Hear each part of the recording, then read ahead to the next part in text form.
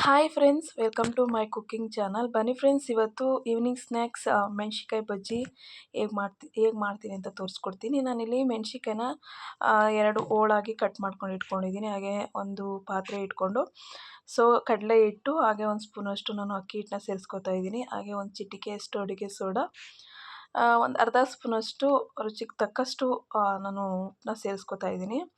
ಹಾಗೆ ನಾನು ಇಲ್ಲಿ ಖಾರಕ್ಕೆ 1 ಸ್ಪೂನಷ್ಟು ಅಚ್ಚ ಖಾರದ ಪುಡಿನ ತೊಗೊಂಡಿದ್ದೀನಿ.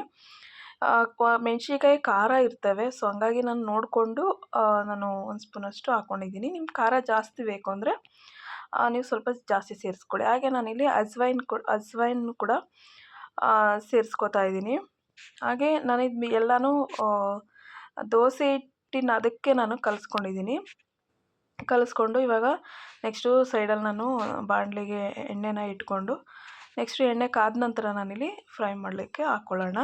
ಹಾಗೆ ಯಾರೆಲ್ಲ ಸಬ್ಸ್ಕ್ರೈಬ್ ಮಾಡ್ಕೊಳ್ದೇ ವಿಡಿಯೋ ನೋಡ್ತಾ ಇದ್ದೀರಾ, ಪ್ಲೀಸ್ ಸಬ್ಸ್ಕ್ರೈಬ್ ಮಾಡಿಕೊಂಡು ಸಪೋರ್ಟ್ ಮಾಡಿ. ಹಾಗೆ ಈ ಈವ್ನಿಂಗ್ ಸ್ನ್ಯಾಕ್ಸ್ಗೂ ಕೂಡ ಸೂಪರಾಗಿರುತ್ತೆ. ಹಾಗೆ ಮಳೆ ಬರ್ತಾ ಇರ್ಬೇಕಾದ್ರೆ ಟೀ ಜೊತೆಗೆ ಖಾರವಾಗಿ ಬಜ್ಜಿ ಮಾಡ್ಕೊಂಡು ತಿಂತಾಯಿದ್ರೆ ಸೂಪರ್ ಕಾಂಬಿನೇಷನ್ ಅಂತಲೇ ಹೇಳ್ಬೋದು. ಹಾಗೆ ಚಿತ್ರಾನ್ನಕ್ಕಾಗಿರ್ಬೋದು, ಮಾರ್ನಿಂಗ್ ಟಿಫನ್ಗೂ ಕೂಡ ಚೆನ್ನಾಗಿರುತ್ತೆ. ಚಿತ್ರಾನ್ನ, ಪುಳಿಯೋಗರೆ, ಸೊ ಎಲ್ಲದಕ್ಕೂ ಕೂಡ ಅನ್ನ ಸಾಂಬಾರು ಸೈಡ್ ಡಿಶ್ಗಂತೂ ಸೂಪರಾಗುತ್ತೆ ಈ ಮೆಣ್ಸಿನ್ಕಾಯಿ ಬಜ್ಜಿ.